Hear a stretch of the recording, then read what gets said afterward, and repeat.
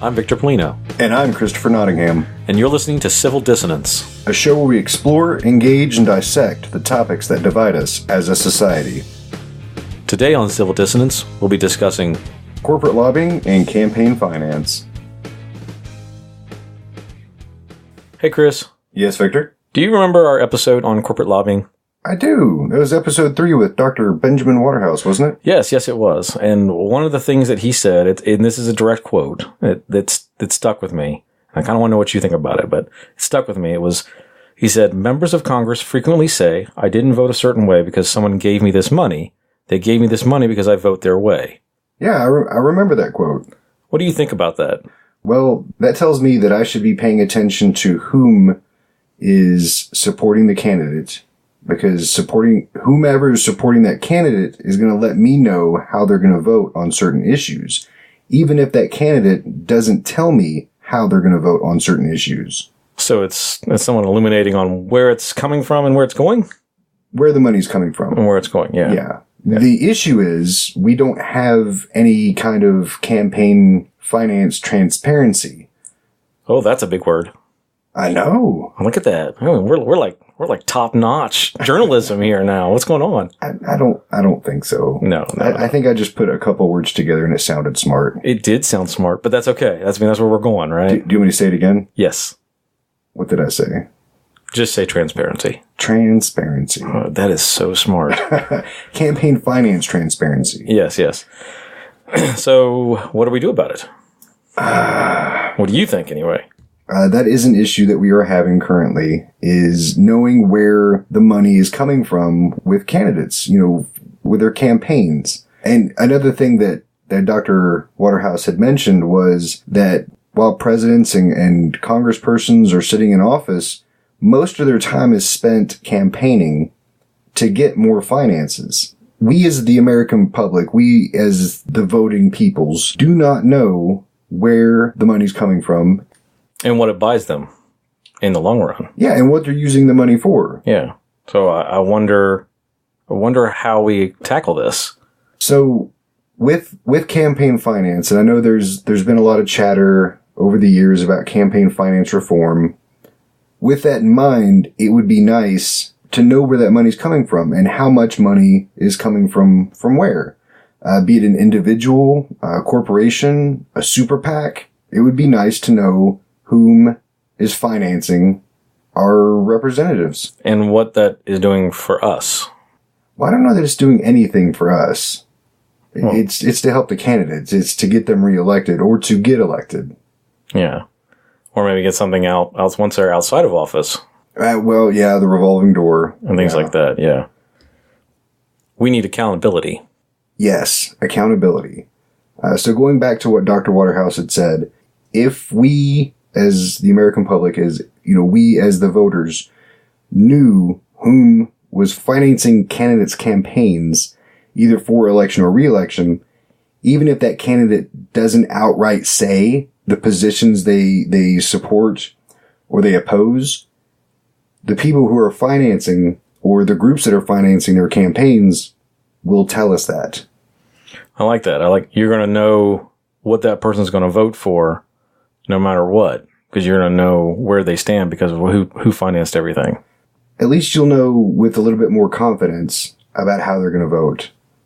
Maybe not exactly how they're going to vote, because we're all people and we can all change our minds. But like he said, groups do not give money to candidates to vote a certain way. They give that money to a candidate because they vote their way. So let me get this straight. So they get campaign finance from people who are going to, how should I say it? Who people they know are going to vote a certain way. And they're going to vote towards that party line. So they're basically funding these people in the campaign part of it to get them into power. Is that what you're saying? Well, and not necessarily within party lines. Party lines probably have something to do with it, but just with different positions. Like, say the pharmaceutical industry gives money to a candidate because they know that candidate will vote in their favor. And lobbyists also explain things to the representatives too, right? So they break down what laws are trying to be said for the candidate. I think that was also said in that interview. Yeah, he touched on that. Lobbying groups will have experts whom will explain aspects of certain laws or bills that are being passed to assist the representatives in making a decision. So it feels like there's like this bubble that's merging around the candidates. I don't know. You got the campaign finance aspect, and now they're sort of, when it comes to making or writing bills, they've got them there too to help them make a decision. Yeah. It just seems a little like it needs some transparency. Yeah. I want to know. I want to know who is financing my representative. I want to know who is giving them money, and it shouldn't be an issue. If I'm going to donate to a candidate, I shouldn't be ashamed to do so. I should have no issue with, having my name out there on public record with an amount that I donated. Well, that might be true, but, they might argue that they have a right to privacy. And I kind of agree with that, but they're giving money to a public servant. Yeah, that's true. I mean, this is someone who's supposed to represent all of us, right? Yeah, so a group or an individual that gives money to somebody who's going to work for the public, I don't think it should be private information. We need someone to help us out here. We do. We need more knowledge on the subject, and I think, Victor, I think it's your turn to go out and find somebody. Is it? I think it is. Well, I'm going to get up right now and go to the door and go find someone. Okay. Hey, Chris. I need to use the glowy box thing. How do I turn it on?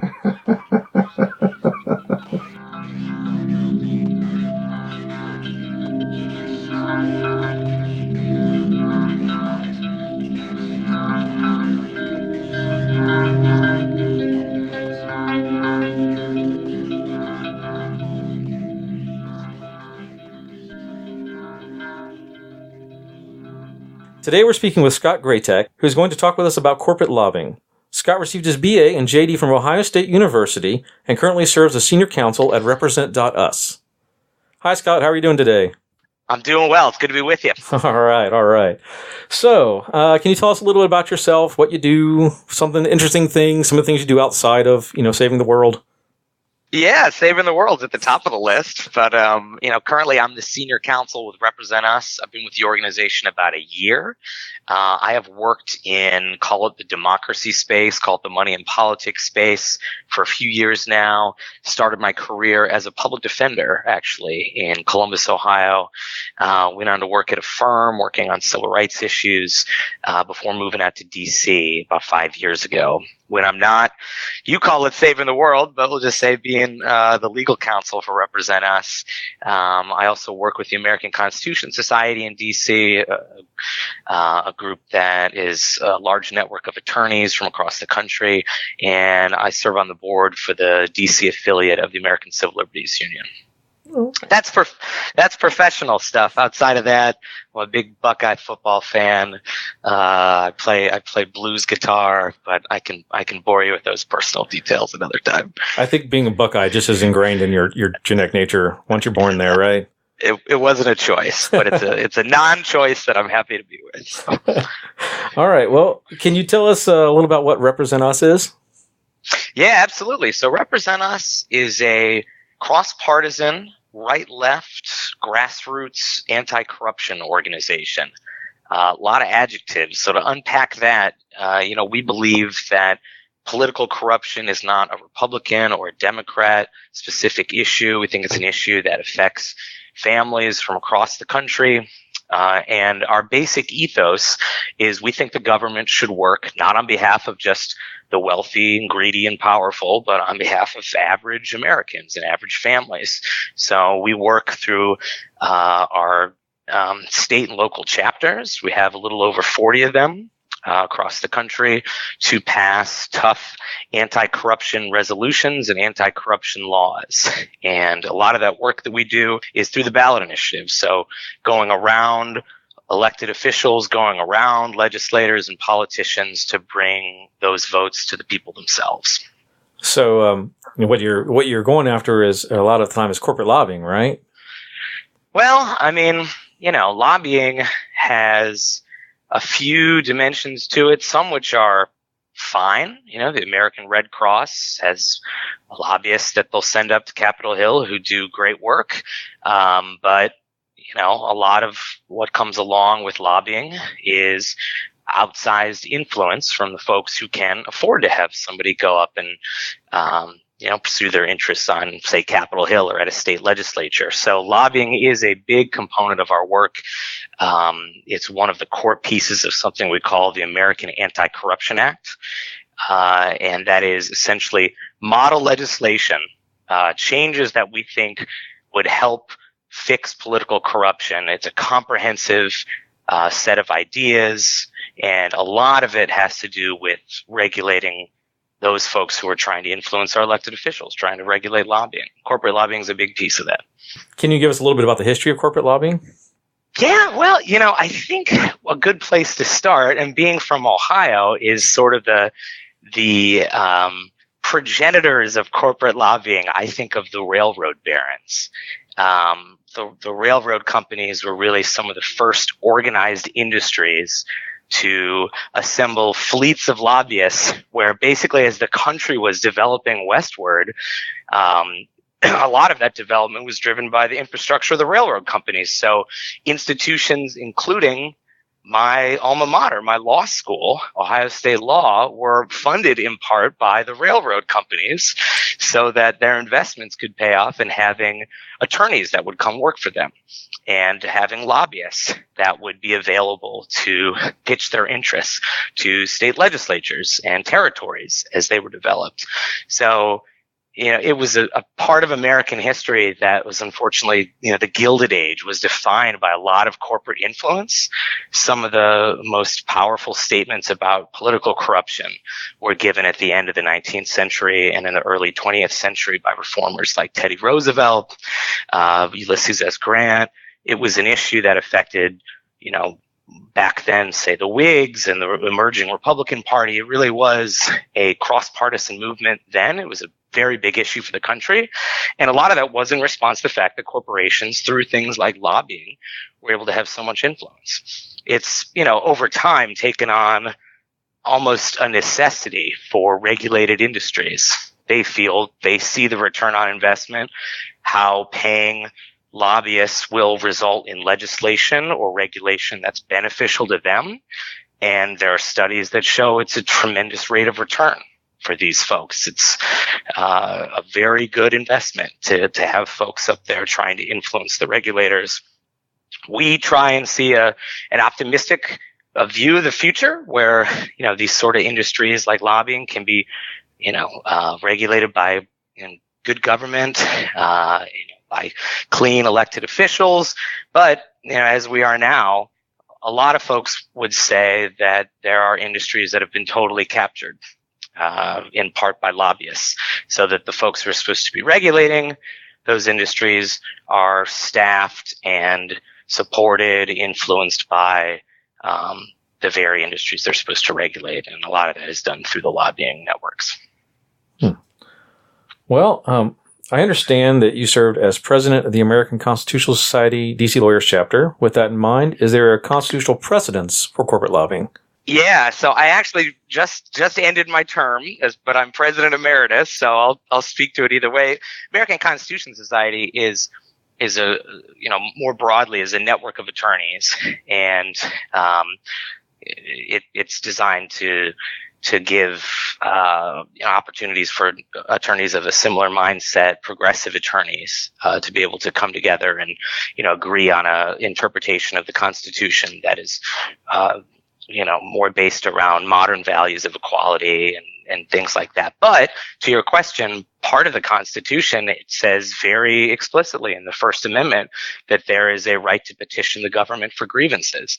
And that's where the constitutional basis for lobbying comes in. And that right has frankly helped the lobbying industry be able to wield, maintain, and if challenged in court or by laws trying to wrangle them in, to defend these industries' right to influence their government. So it is, in the text of the Constitution that lobbying, we believe that to be interpreted primarily as citizen lobbying, right? The right to petition your government for grievances. But it's been used by corporate interests to defend the amount of influence that they have. Well, that's interesting.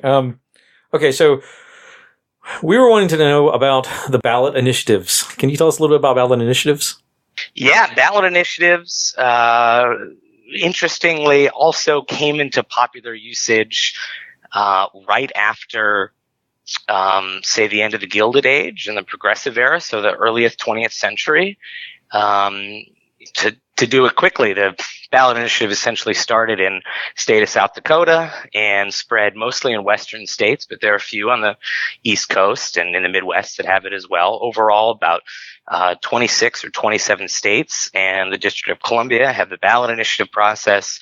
It was in the era of when folks wanted to directly elect their U.S. senators, when they wanted to break up big machine politics, Tammany Hall, when they wanted to go after the oil barons and the railroad barons, the steel barons.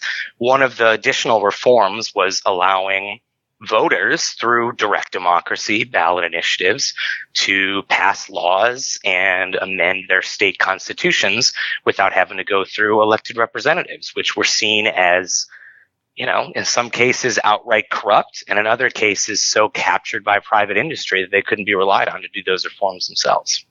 Huh. So that's interesting. And we can do something like that now?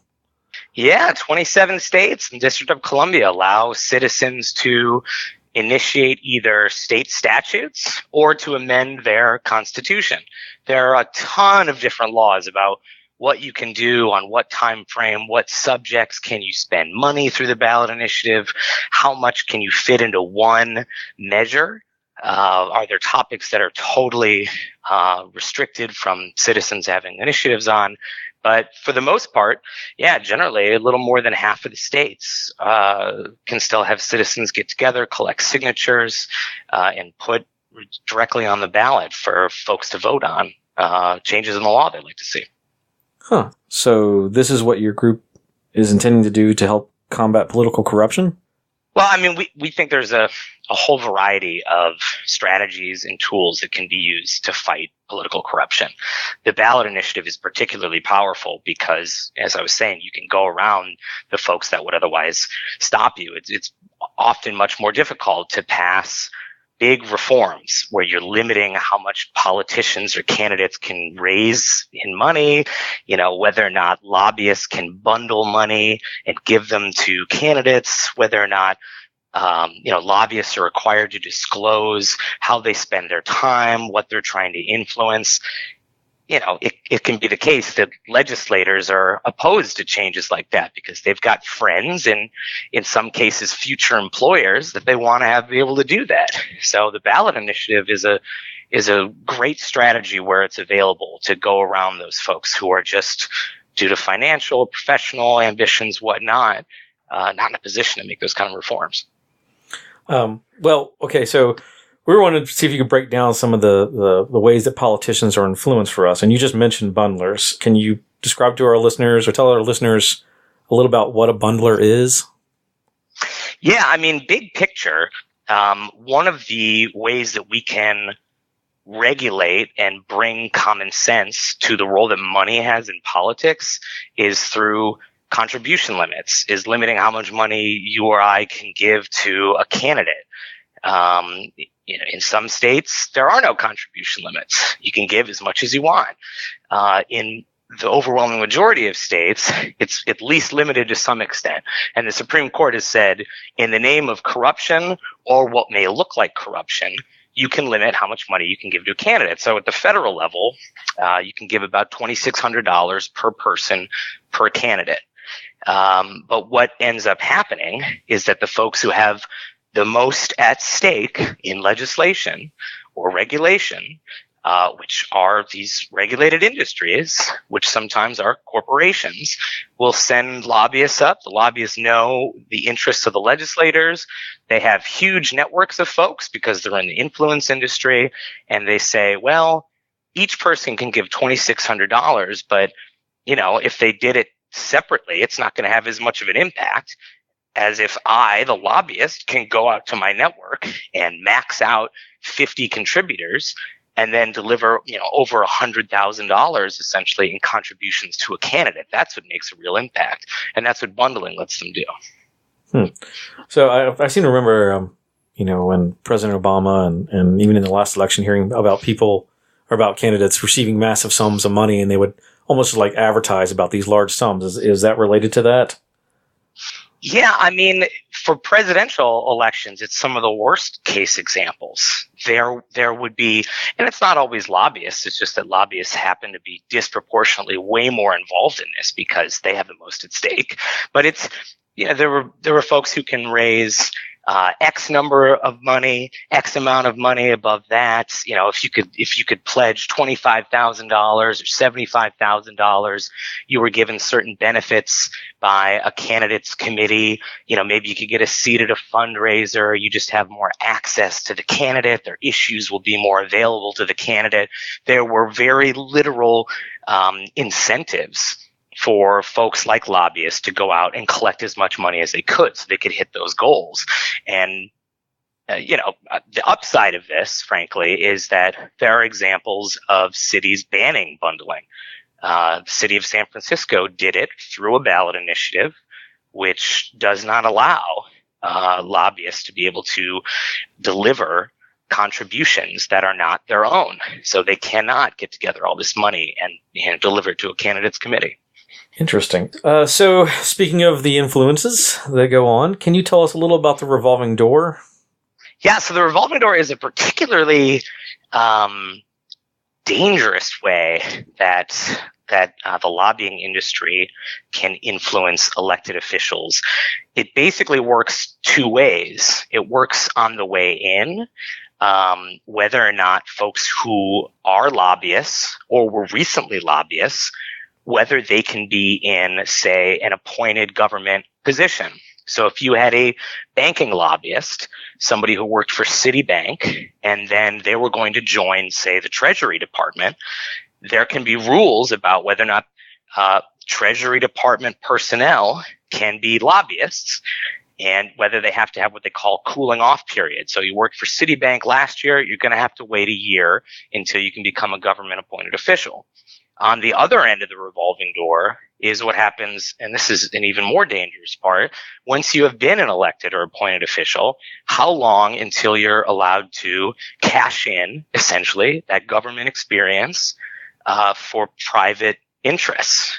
Can the former Treasury appointee go work for Citibank 6 months after they rolled off their regulatory hat and cash in on their network and their expertise and essentially be using these public benefits for private gain? So revolving door reforms are trying to, at the least, draw out the distance of time between those folks that are, in and out of the government.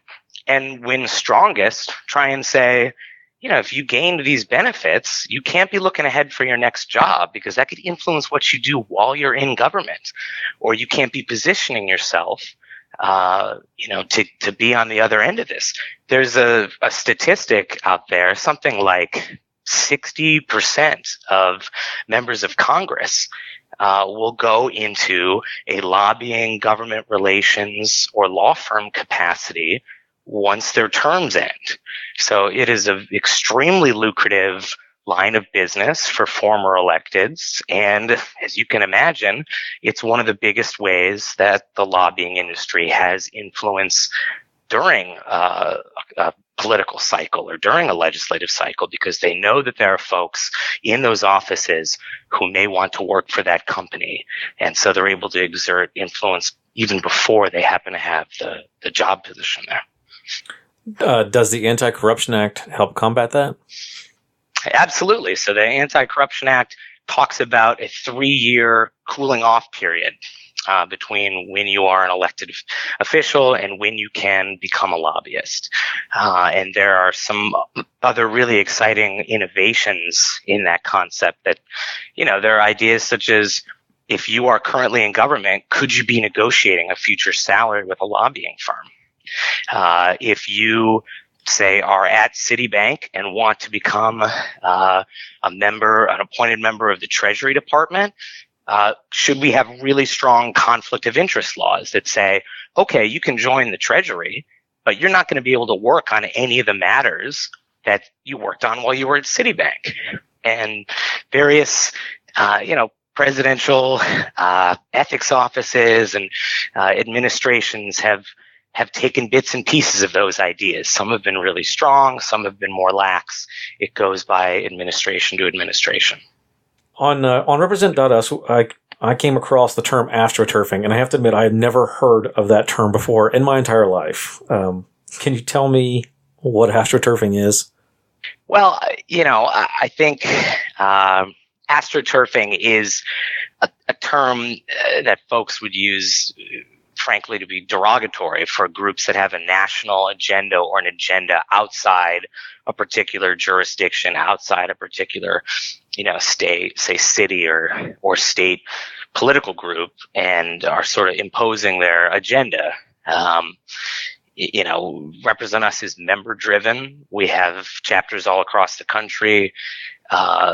The expertise that the national organization has is used only in response to and in a supportive capacity for organic campaigns, organic coalitions of folks who come together and say need support on policy development or have identified a problem. They want to see what some of the cutting edge solutions to that are, or they need messaging materials for potential members. But astroturfing is the opposite of that. That's when a national organization sort of swoops in, presumes to have a membership, and tries to have its cake essentially and eat it too without doing any of the hard work that is cultivating a grassroots membership. Okay. Seems like there are a lot of different things working on our representatives for corporate lobbying. This is all coming around from all sides. And you mentioned earlier we'd mentioned earlier the Anti-Corruption Act. Can you tell us about the Anti-Corruption Act? Where does it come from? What does it encompass? Yeah, absolutely. So the American Anti-Corruption Act was developed in consultation with some of the best constitutional lawyers in the country, with some of the best policy innovators in the country. It is designed to be a cross-partisan set of ideas that could be passed by Congress today that would take a very substantial step towards fixing political corruption. And it tries to do so holistically. It affects money in politics, it affects lobbying, it affects ethics rules. It even now affects parts of the process that are more embedded structurally in how our elected officials are chosen. So we break it down into three categories. The first one is run. When a candidate is running for office, what are some of the things that impacts the decisions that candidate is making and who's influencing that candidate? The second part is voting. How are candidates chosen? Part of the Anti-Corruption Act includes something called ranked choice voting, which allows voters to assign by number their preferences for candidates. So it's no longer binary, the Republican or the Democrat. You can vote for your first choice, your second choice, your third choice. If your first choice doesn't win, your vote is automatically transferred to your second choice. And so it means that you have a voice throughout that process, and won't lead to as extreme partisan results as having to choose the lesser of two evils. And then the third component is governing. Once politicians are elected, what are some rules and best practices that can govern influences then? And that includes things like the revolving door. Most importantly, the fact is that the American Anti-Corruption Act is designed to try and take care of these issues systemically and structurally, and not just to hit at certain points in the process, from folks voting to being governed by their elected officials. It tries to make, through being a comprehensive act, it tries to fix the problem comprehensively. Okay, so who's supporting this? From what aspects is it being supported from the political spectrum? Yeah, so Represent Us members are all across the political spectrum: Republicans, Democrats, Independents. We have chapters in red states and blue states. We've passed resolutions all across the country. In South Dakota, for example, voters approved the first statewide anti-corruption act. This unfortunate coda to that story is that the South Dakota legislature quickly repealed that act. But chapters in South Dakota are coming back this political cycle with a constitutional amendment, which by design cannot be repealed. So the ideas behind good government and anti-corruption work are by no means Republican or Democrat ideas. We've found that they have tremendous support all across the political spectrum, and that's really been proven through the ballot box in the last few cycles. The first Anti-Corruption Act was passed in Tallahassee, Florida, and that was a combination of local Tea Party leaders, local League of Women Voters, good government groups meet limited government interests that came out to support some of the same core principles that are now in the model Anti-Corruption Act. So these ideas really are salient and compelling to folks all across the political spectrum. I'm kind of curious. You said in South Dakota that they overturned it. What argument would they have for that? What's their counter argument for that, for the Anti-Corruption Act? Yeah, I agree. It is something that even semantically is hard to wrap your mind around, right? It's tough to be against the Anti-Corruption Act. I think this is a case of elected officials there who benefit from the system, a system that is not designed to give voice to the average voter, to the person who cannot contribute huge amounts of money in an election. The amendment that will now be on the ballot in November 2018 is trying to do some really common sense reforms, like limit how much money you can donate to a candidate, or say that corporations and labor unions cannot donate directly to candidates. It is creating an ethics commission. So when there's improper, unethical behavior or waste in government agencies, or done even in the legislature, there's an independent, nonpartisan body of folks who are going to review situations like that. It's a comprehensive rejoinder to the folks who are in power there, who have said, this isn't an issue that we should be concerned about, even if the voters overwhelmingly disagreed with them. They've made the decision that the fact that they benefit from this and that they repealed this is nothing more than a coincidence. And that's an argument that average South Dakotans just aren't buying. And, we anticipate and are excited by the fact that South Dakota members will again be able to go back in November 2018 and approve an even tougher amendment that the legislature cannot overturn. This kind of smells of net neutrality, where no one seems to be supporting it in the public, but it's getting pushed through anyway. Yeah, and I'll tell you, it's not a coincidence when there's a lack of public awareness, and then when if you have a public education campaign that helps voters understand how the issue impacts them, you get almost universal agreement that this is something folks care about, and party labels fall aside. People are frankly outraged once they learn some of the facts about how influence works and about some of the huge amounts of money and financial benefits that elected officials are able to get via their position. So we were just wondering, is there anyone in D.C. that's supporting the Anti-Corruption Act? Do you have any of the politicians that are actually helping to back it, or is this solely from the ground up? So it's definitely from the ground up, to the extent that, we're chapter driven, we're member driven. This is going to be a movement that has to win locally and win in the states first. There's always a group of good government reformers, folks who have championed measures like this at the federal level in DC. No question about that. It's found a lot of support from the community there, from the groups that we work with, national groups, state groups, what have you. But we think the strategy to winning this is to be state by state, city by city in some cases, very strategically building momentum behind our theory of change. And, if we're able to demonstrate support red states, blue states, that momentum will be something that is totally irreplicable when it comes to trying to pass federal legislation. There are two areas I was kind of hoping I could get you to elaborate on for us. In South Dakota, what were the opponents' arguments to the Anti-Corruption Act? And are there any federal representatives in Washington, D.C. that support this?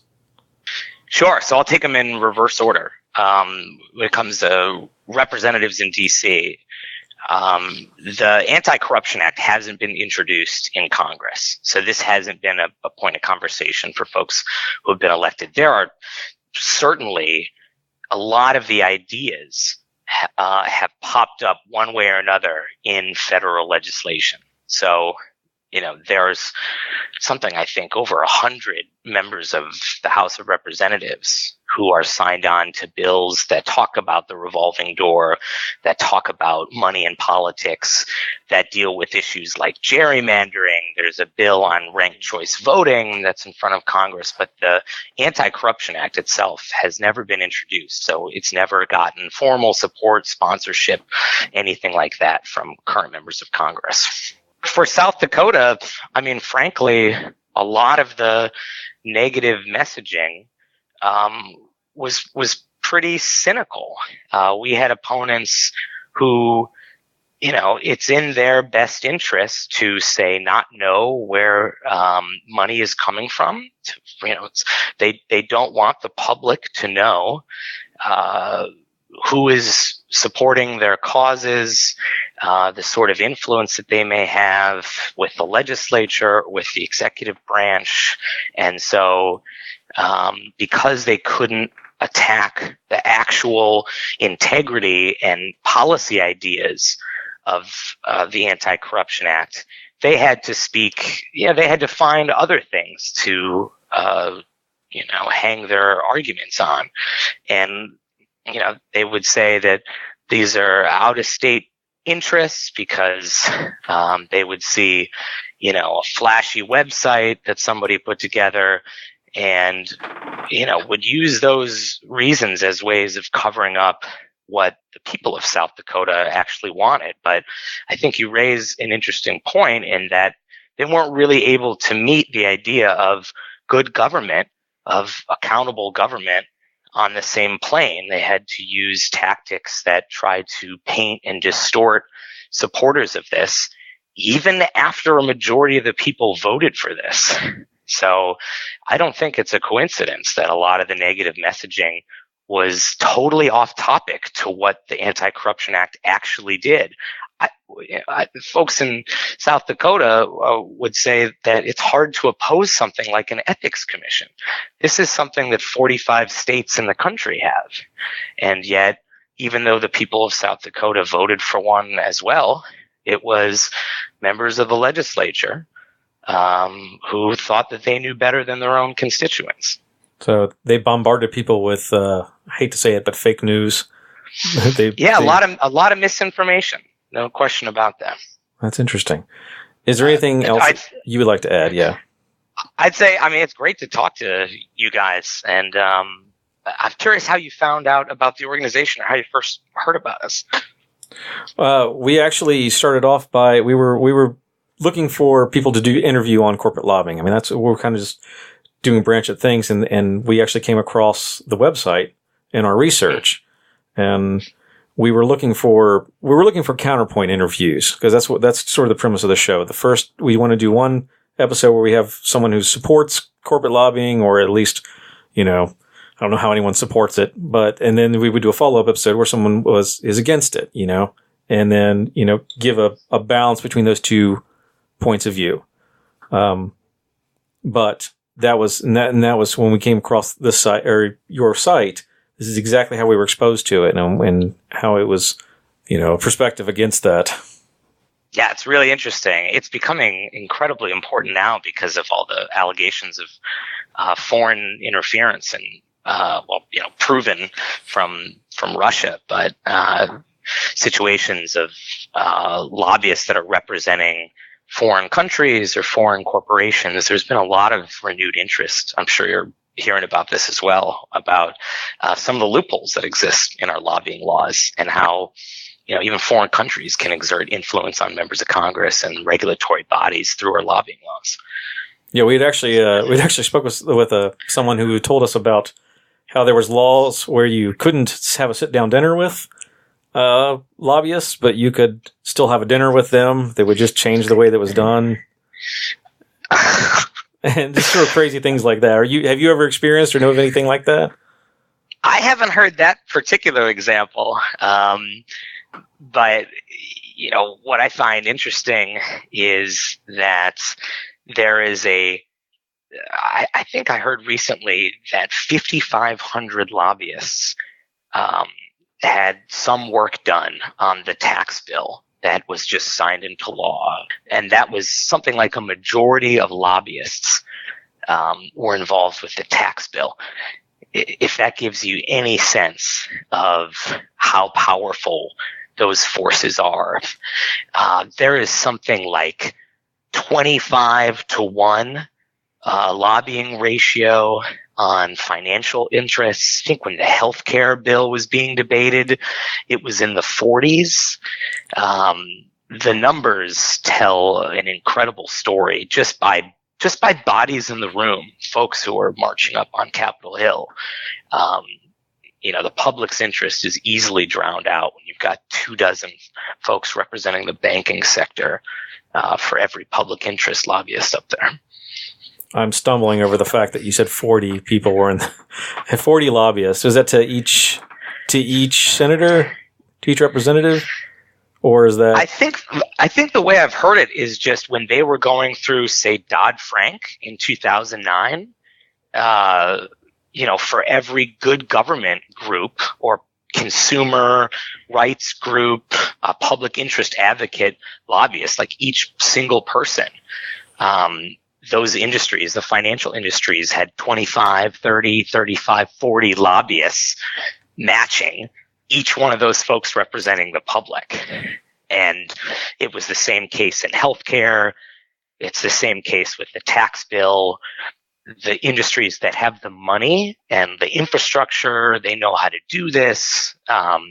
They are the ones who are sending up fleets of folks, and the public gets a drop in the bucket compared to what the industries are able to put up. That's incredible and disturbing. That was Scott Greytak that you heard today. Thank you, Scott, for speaking with us. It's great to talk to you. Appreciate your time. I suggest you check out their website and their organization, represent.us.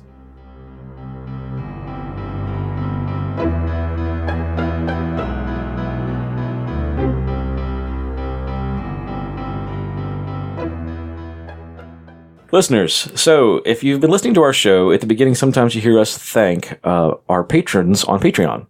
And you're probably wondering what that is. If you don't know, it's basically where you can donate money to us, to our show, to help it going and keeping it ad-free.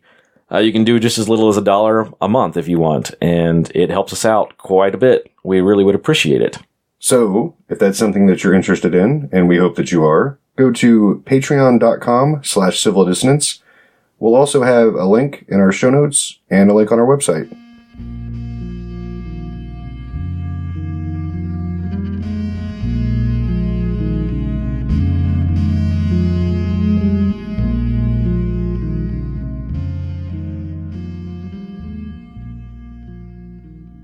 That was Scott Greytak from Represent Us, and I just want to say I'm trying not to hold the fact that he was a Buckeye against him. Victor, weren't you born in Columbus? Yes, and I was raised there for most of my childhood, but that's beside the point. I just we're West Virginians and we like to throw rocks across the river. We love the Buckeyes over here too sometimes. So maybe not all the time, but sometimes. Anyway, moving on. I want to apologize to our listeners that I sound like a frog. I'm just getting over the flu. Not very fun. He's been really sick. Yeah. So instead of sound like Kermit the Frog normally, I sound like I actually am a bullfrog now. So anyway, what I wanted to say was that I think we need to address the fact that lobbying and corporate lobbying, they're the same thing.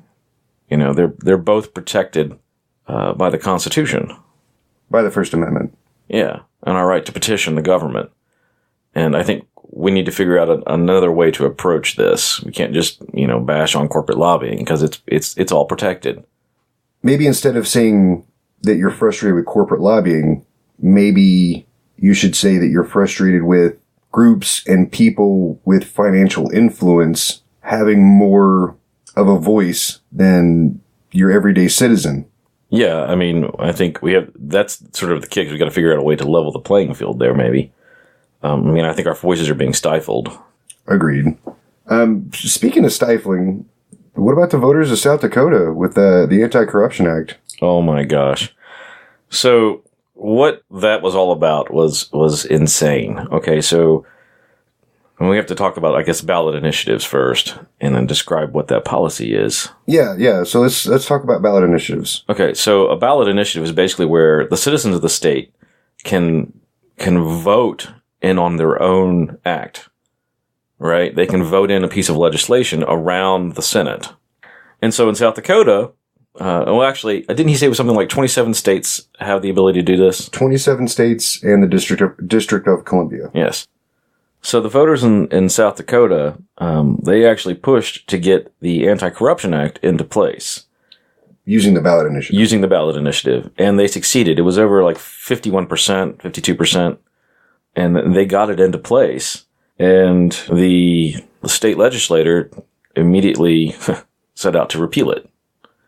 And succeeded in repealing it. Yeah.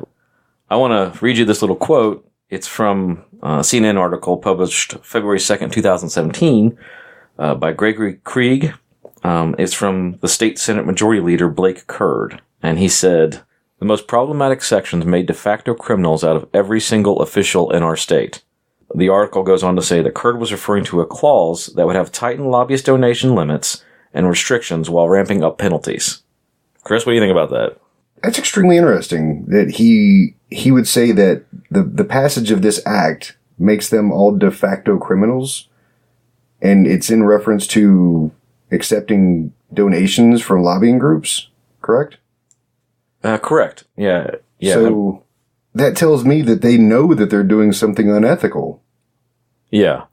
Or that at least they should be more cautious of what they're doing, like if it instantly makes you a criminal right off the bat, what behaviors are you outlining? I wonder if it's related to the bundling and the things like that. One of the things I think is interesting is the realization of how many things are acting on our legislators, from all different times and the times, from before they're in office, the time they're in office, the time they're out of office, and all the little things that are influencing them. And, like we had astroturfing, and we had bundling, and we had the revolving door. And of course, I think the revolving door is one of the things that scares me the most. Yeah. One of the interesting things that he said about the revolving door was with the Anti-Corruption Act, they were going to have, or one of the parts of it was a cooling off period for representatives before they could go into a lobbying job, I guess. Not just for representatives, but for, appointed officials in different regulatory sections. Yeah, he said something like, 60% of the members of Congress go into lobbying capacity type job? Yeah, after their tenure? Yeah, I think that's a better employment rate than the regular employment rate right now. That's a lot. That's a lot. You got to assume that that's going to have some kind of effect on their decisions. Yeah, who wants to set themselves up to not have a job in the future? If you can walk into a job making, I'm sure a lot more than they make as a regular representative. So the cooling off period kind of reminds me of the non-compete clause that some businesses have. Oh, yeah. Yeah. That's like when if you leave a company, you can't go to another company that does the same thing. Yeah, that they're competing against. Yeah. And you don't trade secrets and things like that. Exactly. Yeah. Well, we also have something like that for the military. Do tell. Do tell. I remember, actually, the first time I ever heard of it was when General Mattis got appointed. And it's a 7-year law, I think, for military officials that can't take an office. 7-year ban? 7-year ban, that's it. That's what it's called. And they actually waived it for him. But, laws are laws. So they do that for a specific reason. And with, like in the military, it's so that you don't, I believe what I read back then was that you don't take the power that you have out from military and go into a political office and then you still wield that power. It kind of helps buffer that. And that's kind of what you were leading towards or what they were leading towards with the rule in the cooling off period. The cooling off period, yes. Yeah. And I think the Anti-Corruption Act has its ideas, at the least, is to combat each of these little different things that emerged. AstroTurfing and the bundling and the revolving door. But if it's something like that's going to happen, I think it's going to have to take place on the state level. It's going to have to take place with the individual citizens. I don't think people in power are going to want to, take away their opportunities that they have. The Anti-Corruption Act is something that it's interesting. I think it's worth looking into. Listening to Mr. Greytak speak about it was very informative, and we're gonna post a link to represent.us in the show notes and on our website in the section for this episode. Something that we should all be really concerned about is what happened in South Dakota. You had the people voted. They came out and voted to have this Anti-Corruption Act put into place. The people. And their elected representatives essentially said, you don't know what you're doing, and worked to repeal it. If the elected representatives think that the people don't know what they're doing with that, what does it say about them being elected in the first place? Well, here, I want up beyond the circular logic here, right? So the masses, right? The people vote this into place. The Senate, the legislators, the state legislators repeal it because they say that the masses basically don't know what they want or don't know what they're doing, right? But who are the representatives getting their information from? Good point. Yeah. And it's been said that most of our elected officials get their information from lobbying groups. Yeah. That's pretty circular right there, don't you think? Yeah. That's kind of scary. Something to think about. Yeah. I think that something like the Anti-Corruption Act has to begin at the lower level. And that's something that Mr. Greytak had said. Yeah. Part of their initiative is to start it at the state level, county level, city level, whichever level it needs to begin with, and then move up from there. Yeah. And, even in the event of something like South Dakota getting it repealed, it got put into place and then got repealed, I think that the statement to the representatives was probably pretty terrifying. And that in itself is kind of a victory that needs to be celebrated. We saw some place where they're ranked like lowest of the low. It was an F rating, I believe. Yeah. In ethics. In ethics. Yeah, it was an ethics commission, I think. Yeah. That gave them an F rating. And I believe that was from 2015. And when your citizens are telling you they're not going to take it anymore, that's an important part of this process.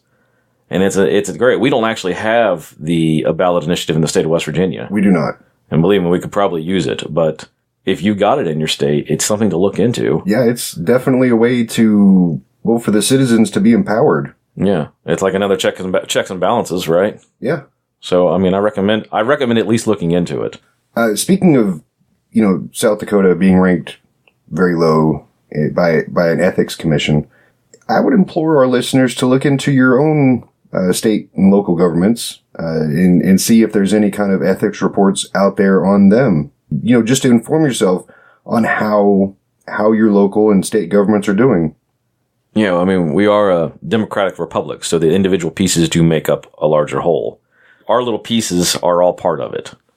So listeners, if you have any comments, concerns, or questions about our episode, please contact us at info@civildissonance.com. And if you would like to submit some ideas for us, that would be great. You can also hit us up at, again, info@civildissonance.com.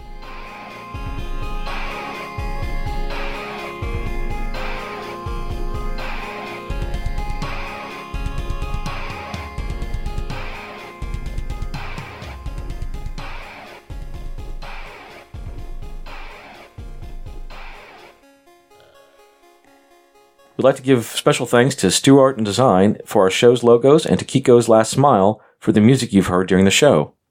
We'd also like to thank our guests for their time and insight, and thank you to our listeners. Without you, this isn't possible.